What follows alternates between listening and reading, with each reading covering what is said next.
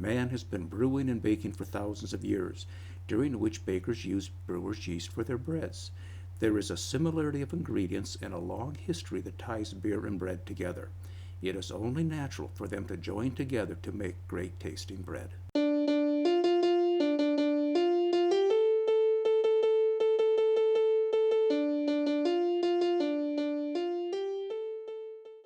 Hi, I'm Steve and welcome to my kitchen. The purpose of this video is to introduce those of you who make beer bread to the no-knead method of making dough, and introduce those of you who make no-knead bread to beer bread. One simple recipe with hundreds of options. By simply changing the wet ingredient from a lager to an amber or hefeweizen, you can have a new and uniquely flavored bread. Like this, a beautiful loaf full of flavor. This is a bakery quality artisan bread that could sit side by side on a bakery shelf with other artisan breads. As you search the web, you will find there are two types of beer breads, yeasted and quick. I use this no-knead recipe for my bakery quality beer breads, and the quick beer bread recipe for my muffins when I need to whip something up quickly. I have set up my workspace with my utensils and my ingredients. I'll be using 3 cups bread flour, 1½ teaspoon salt, 1/4 teaspoon instant yeast, and a 12-ounce bottle of beer. Any beer. The fun of making beer bread is the vast selection of beers available. Each one will give your bread a unique flavor. But for your first beer bread, I would encourage you to use a basic lager, like a Bud, Miller, Coors, Samuel Adams, Corona, any basic lager.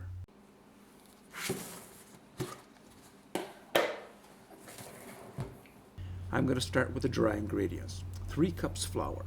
I use the scoop and shake method for measuring my flour. This recipe is very forgiving and you don't have to be exact.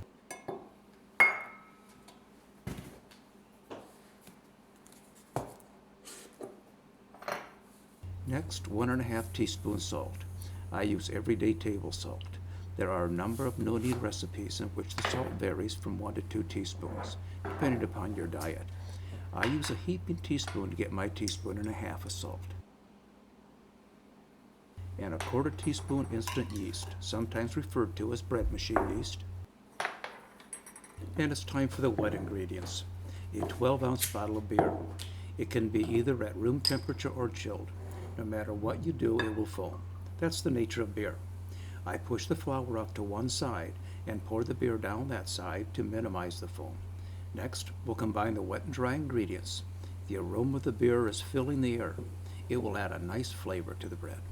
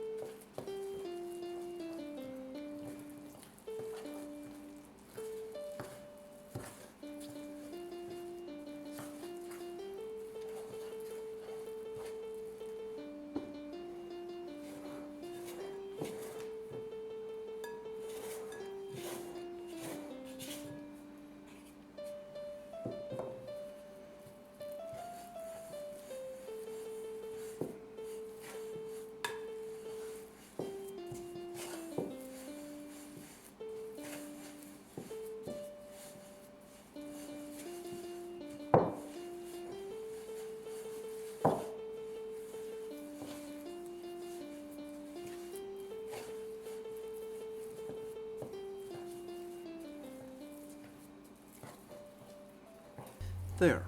Note how the dough is beginning to stick to the bowl. It means the ingredients are blended. That, my dear friends, was the hardest part about making the dough. No mixer, no kneading. All we had to do was combine the wet and dry ingredients. All we need to do now is cover the bowl with plastic wrap and leave it on the counter to proof for 8 hours.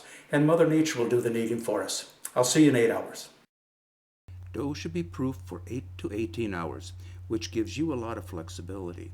You can make the dough in the morning and bake it for your evening meal. Or you can make the dough in the evening, bake the next morning, and have oven-fresh bread for your lunch.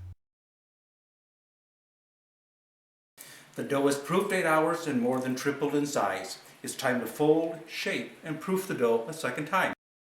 I'll start by spraying the bowl with no-stick baking spray. I specifically selected this bowl because it is smaller than the Dutch oven. I want the dough, after it has been proofed, to easily fit inside the Dutch oven. Next, I'll dust the workspace with flour and scrape the dough out of the bowl.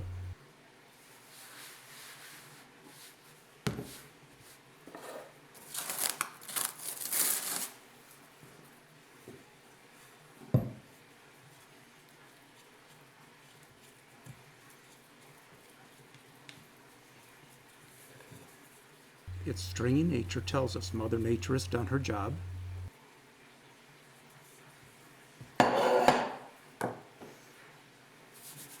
I'm just going to pat the dough flat and fold.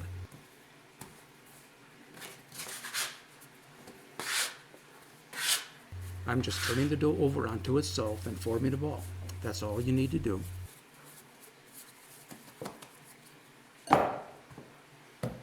I've placed the dough in the bowl and covered it with a flour sack towel to proof. Before I leave the kitchen, I'll prep the oven. I've positioned the rack to the lower part of the oven and inserted the baking vessel. I do it in advance so I don't forget. I'm going to proof the dough for an hour and a half, and I want to preheat the oven for half an hour, so I'm setting the timer for 1 hour. Dough should be proofed for 1 to 2 hours, and the oven should be preheated for 30 minutes. It's been 1 hour, and I'm setting the oven to 450 degrees, and I'll reset the timer for an additional 30 minutes. I know the oven will come to temperature before 30 minutes, but a Dutch oven is a heat store, and it needs to be at 450 degrees for 10 minutes to come to temperature. The dough has been proofing for an hour and a half, and the oven has been preheating for 30 minutes. It's time to bake the bread. I've selected a small Dutch oven for my baking vessel. It will give my loaf a nice shape, which will be perfect for sandwiches and toast, but you can use any baking vessel. I'm going to transfer the dough to the Dutch oven. Note how the shape of the bowl allowed the dough to easily slip into the Dutch oven. I'll shake to center. Now I'm going to score the dough. I couldn't do it when it was in the bowl because I inverted it when I transferred it to the Dutch oven. My solution is to use the scissors. It's safe, it's easy, and it does an excellent job. And it's ready for the oven.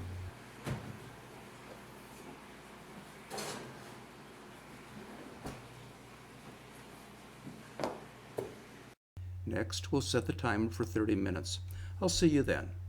The bread should be baked for 30 minutes with the lid on the Dutch oven. It's been 30 minutes. I've taken the top off and reset the timer for an additional 3 minutes. The experts recommend baking the bread with the top off for 15 to 30 minutes to get a rustic crust. Personally, my wife and I prefer a softer crust for our everyday bread. Our preference is to bake the bread for 3 minutes with the top off. You should experiment and develop your own preferences.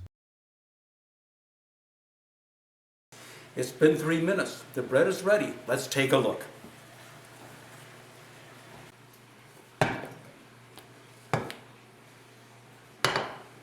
Well, what do you think? The appearance is excellent and the taste is great. I used a 2.6 quart Emile Henry Dutch oven for my baking vessel.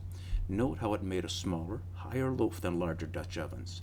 No-knead bread is too wet to shape. Solution? Use baking vessels to shape your loaves. And look at the crumb. This is a loaf you would be proud to serve. Don't you just love the smell of fresh bread? The world of beer bread is huge. Look at all the flavor ingredients you have to choose from. Baking bread is fun stuff.